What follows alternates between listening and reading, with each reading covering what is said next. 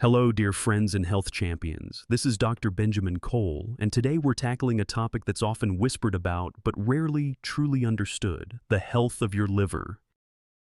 Imagine your liver as the ultimate filtration system, a silent workhorse performing over 500 vital jobs every single day. It's the master detoxifier, the unsung hero that keeps you running.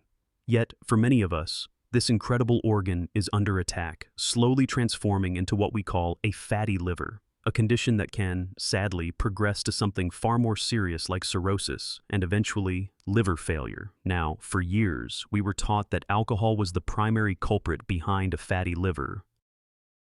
And yes, excessive alcohol certainly takes its toll. But here's the shocking truth for many of you watching today. If your liver is struggling with fat, the chances are incredibly high that the real reason lies in the very foods you've been eating. I hear it constantly in my practice. People are exhausted by the endless, often contradictory health information flooding the internet. There are countless videos out there on fatty liver, but frankly, many of them miss the mark entirely, leaving you more confused than ever. My goal today is to cut through that noise, to give you a clear, compassionate understanding of how your liver truly works, so you can stop guessing and start healing. But before we dive into the superfoods that can make a difference, we absolutely must address what not to eat. And in doing so, we'll bust some common myths that are doing more harm than good. Let's get started. Unmasking the misconceptions: what to avoid for a healthy liver. First up, let's talk about sodium or salt. You've probably heard the advice to avoid salt because it causes water retention, and in a very specific sense, that's true. Water does follow sodium, but this advice only applies if your body struggles to regulate sodium due to underlying conditions like certain hormone problems, an endocrine tumor, or kidney failure. For the average person, though, sodium isn't the enemy of your liver. In fact, it has almost nothing to do with a fatty liver. So you can relax a little on that one. That particular recommendation is, simply put, incorrect for most of us. Next on the list, and this one is crucial: added sugar. Don't eat added sugar, they say. And on this, I couldn't agree more emphatically. A resounding green checkmark for avoiding added sugar. This substance directly contributes to an increase in liver fat, and we'll delve much deeper into the why behind that later. Then there's red meat. The claim often made is to avoid red meat because it's high in saturated fat. Well, it is high in saturated fat, but here's where the widely held belief goes astray. That's generally not a problem for your liver. We'll explore the fascinating science behind fat in your body in a moment, but for now, understand that this claim about red meat causing fatty liver is also incorrect. And finally, fried foods. You're told to avoid them because they're high in fat and calories. Now, this one gets a bit of a question mark from me because they're not entirely wrong, but the reason they're problematic is completely misunderstood. It's not about the calories or just the amount of fat. The real issue is the quality of the oils used. Virtually all commercially fried foods use highly processed, unstable plant or vegetable oils. To withstand high heat, these oils are subjected to extreme processing. They're oxidized, bleached, and deodorized. This brutal treatment turns them into toxic, rancid compounds that are incredibly damaging to your liver.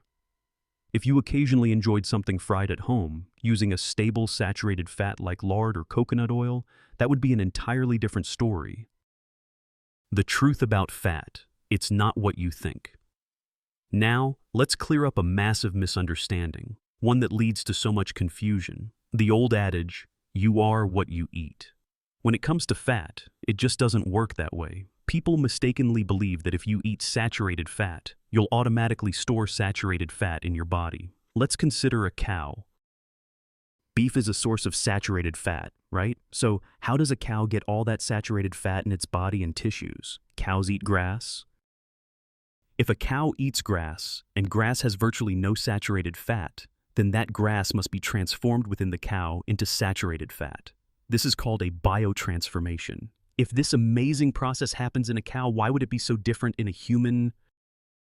It's not. In humans, we also undergo biotransformations. The saturated fat in our bodies doesn't necessarily come from the saturated fat we eat. Instead, it comes from excess fuel. When we consistently eat more than our bodies need, that excess fuel is stored as fat. And when this excess fuel is combined with excess insulin, because insulin, as we've discussed, is a storage hormone. That is how we end up with saturated fat accumulating in our bodies.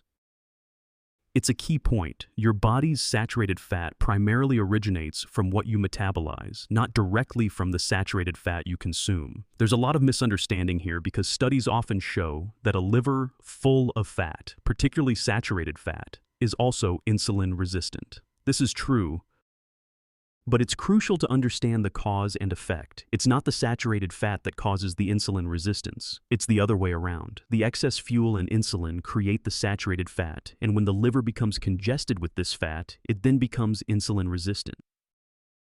The real culprits behind a fatty liver: overwhelm and insulin. To truly make sense of what foods can heal your liver, we need to grasp the real root cause of a fatty liver. It all boils down to overwhelm. Your liver has a monumental workload, and when we constantly give it more to process than it can handle, it gets congested. What are these substances that overwhelm the liver? They are compounds that only the liver can effectively process. If every cell in your body could handle it, it wouldn't be such a burden.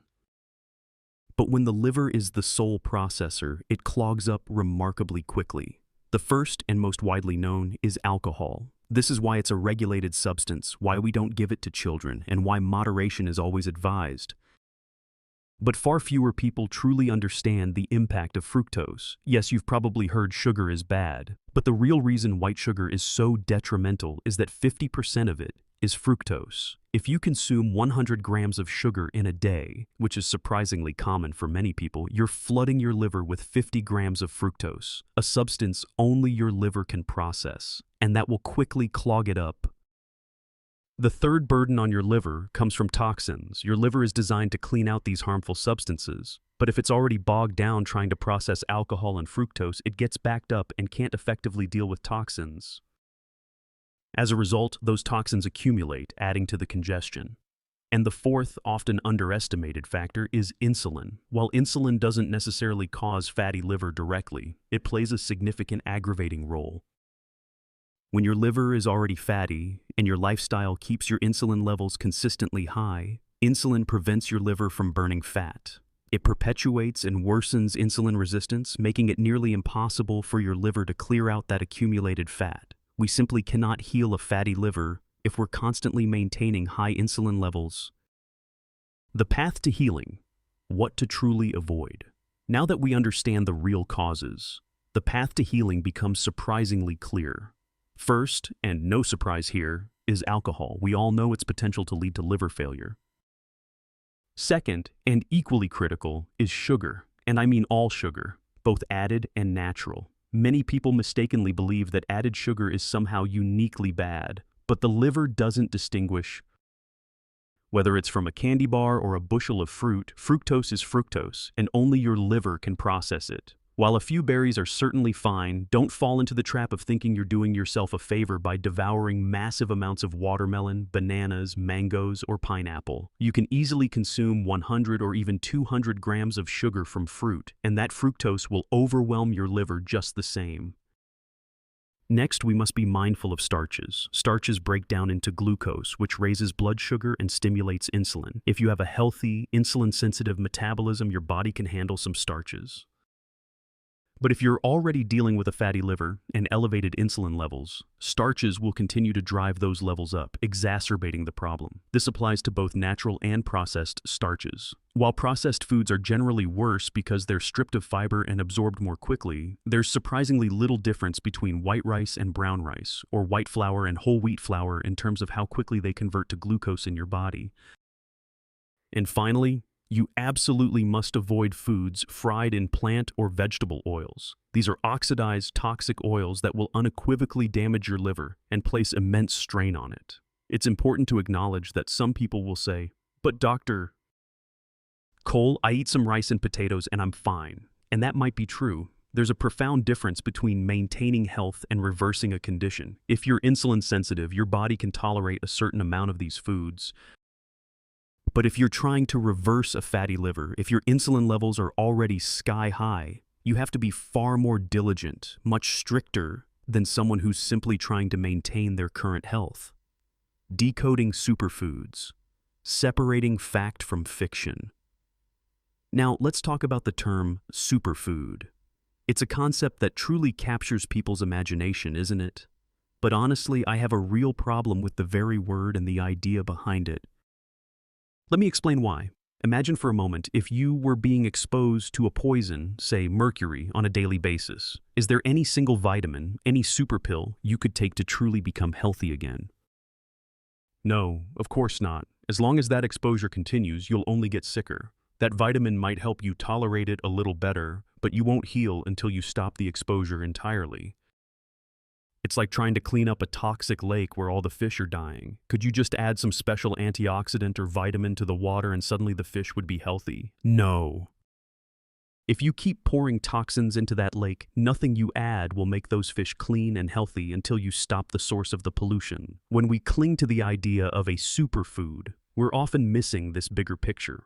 We fall into the trap of believing there's some miraculous remedy, like a medication, that will simply protect us or fix everything without changing the underlying problem.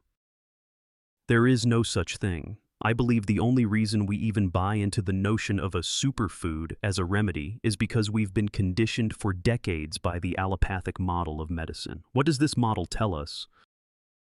If you have a symptom, you take something for that symptom. You take a remedy, you get relief, and you're led to believe everything is okay. But here's the critical flaw. A symptom only appears because something isn't working correctly. That remedy doesn't actually make anything work better. It doesn't provide anything that's missing, nor does it remove anything that's interfering. It simply blocks the signal, suppresses the symptom. So, you get relief, but the underlying dysfunction continues. The damage being created is allowed to persist. This is precisely why there's no such thing as a superfood that can fix a fatty liver while you continue damaging habits. This is where the holistic model comes in. Instead of focusing on symptoms and remedies, we handle the root cause. If something is missing, we provide it. If something is interfering, we help the body eliminate it. And in doing so, you still get relief. The symptom goes away, but not because we blocked a signal. It goes away because we address the true problem. Your body's function improves. Things start working as they should. So when we talk about food, let's think in terms of good food that supports your body and bad food that interferes. There's no magical superfood that will instantly solve your health problems without addressing the root causes. Top foods for liver support, not superfoods. Now, let's discuss some foods that genuinely support your liver's health, understanding they are part of a holistic approach, not magic bullets. 1. Understanding fats. Unsaturated fats. A closer look. Next up, unsaturated fats. You hear it constantly. Saturated fat is bad, unsaturated fat is good. But it's far more nuanced than that. The first type is monounsaturated fatty acids, or MUFAs. Think of these as a macronutrient, something you consume in substantial amounts for calories. Excellent sources include extra virgin olive oil and even meat. You might be surprised to learn that about half the fat in meat is monounsaturated, similar to how we store energy in our own bodies. As long as they are minimally processed, like extra virgin olive oil, which is cold-pressed with minimal heat and pressure, MUFAs get a big green check mark. They are truly good for us. Now for the other type, polyunsaturated fatty acids, or PUFAs, this is where the confusion truly sets in. Monounsaturated fats are relatively stable. Polyunsaturated fats, however, are highly unstable and reactive. To make them into usable oils for cooking or dressings, they undergo extremely harsh processing, becoming toxic, oxidized, and highly inflammatory. So if you're getting your unsaturated fats from quality sources like olive oil and natural fats in meat, you're on the right track. But if you're falling for the common recommendation to swap butter and saturated fats for more vegetable oils, you're making a huge mistake, as these highly processed PUFAs become a major source of inflammation. For that portion, it's a big red X. 2. Beans and soybeans. Proceed with caution. Soybeans and other beans often appear on politically correct food lists, with vague phrases like may help with, or associated with, blood sugar and insulin resistance. While I agree that beans are generally better than grains, that doesn't automatically make them a universally good food. A significant concern with soybeans today is that nearly all of them are genetically modified, GMO, Furthermore, soy is one of the top allergens, meaning many people experience inflammatory reactions to it. If you're sensitive, it can be very counterproductive for your health. I'd give most soy products a question mark and an X. I only recommend organic tofu or miso in moderation. If you are insulin sensitive and tolerate lentils or other beans, well, they can be okay. However, if you're insulin resistant with a fatty liver, beans are generally not going to help you on your healing journey. 3. Oatmeal. Not a liver superfood. Oatmeal is another popular inclusion on many healthy food lists, often grouped with fiber-rich foods. While oatmeal isn't the absolute worst grain, and it does have some fiber, it's still predominantly starch. It breaks down quickly into glucose, stimulating insulin. Many people are also gluten sensitive, and unless you're buying certified gluten-free oats, cross-contamination is likely. Even then, some individuals experience a cross-reaction where their immune system reacts to oats in a similar way it reacts to gluten. If you do choose to eat oats, opt for steel-cut oats. They are the whole grain, broken down and absorbed much slower, leading to a more gradual rise in blood glucose compared to highly processed instant oats, which are barely better than jelly beans. Overall, if you're trying to reverse liver disease, I'd give oatmeal a red X. If you're generally healthy and tolerate it well, it's not the worst food, but it's certainly not a liver superfood. 4.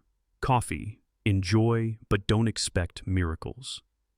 Coffee has been the subject of quite a bit of research, and you'll often hear phrases like, may be protective against non-alcoholic fatty liver disease, or associated with better liver health.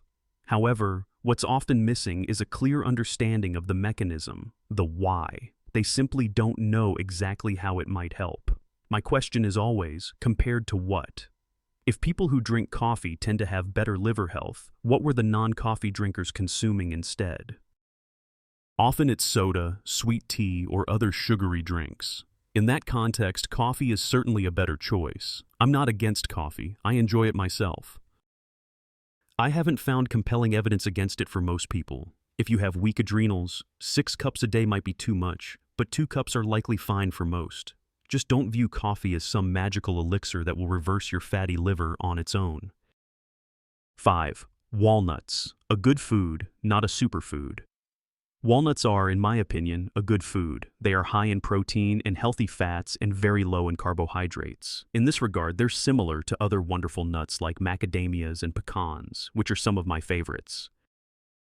Foods that are low in carbs and high in healthy fats and protein are incredibly satisfying. They help reduce insulin levels and can aid in reversing insulin resistance. So, in that sense, I'm all for them.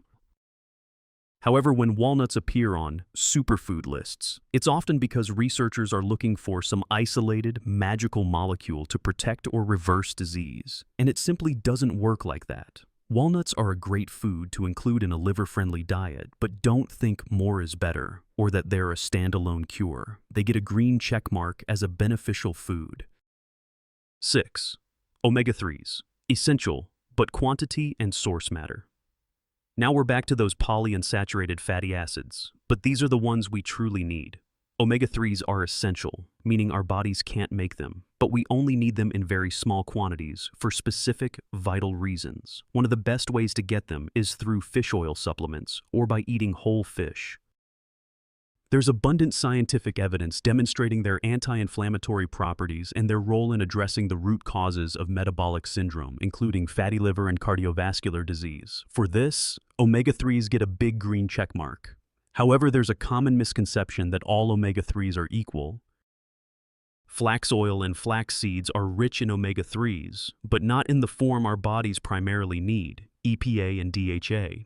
Our bodies must convert the omega-3s in flax into EPA and DHA, and here's the catch. If you're super healthy, you're reasonably good at this conversion. But if you're struggling with oxidative stress and insulin resistance, which is often the case with a fatty liver, your conversion ability is significantly impaired. The people who need omega-3s the most are often the least efficient at converting them from flax.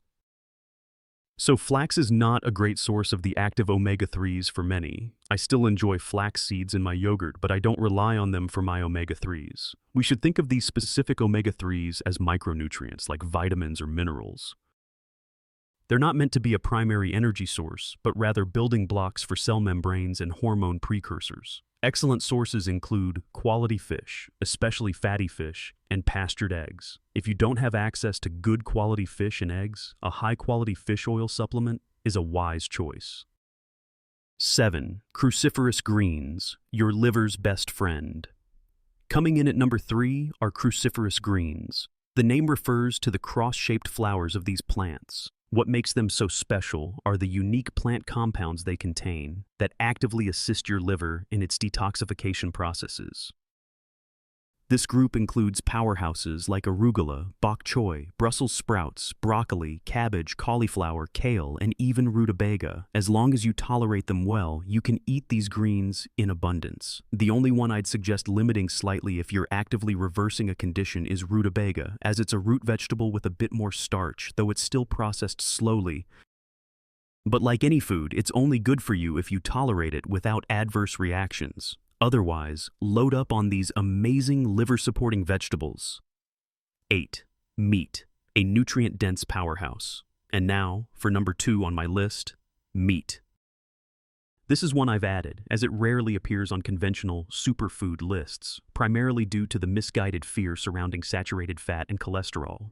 But meat is an absolutely fantastic food packed with an incredible array of nutrients. It's incredibly rich, satisfying, and an outstanding source of protein. In a world where so many people struggle with food sensitivities, meat, especially beef, is arguably one of the least allergenic foods available. For many dealing with widespread sensitivities, red meat can be a safe and nourishing staple. Meat is also a rich source of methionine, a sulfur-containing amino acid that your body uses to produce glutathione, your body's most powerful antioxidant. And critically, meat contains both saturated and monounsaturated fats, both of which are highly stable. Once you move past the fear of saturated fat and work on lowering your insulin levels, saturated fat becomes an excellent, stable, and highly non-inflammatory energy source for your body. 9.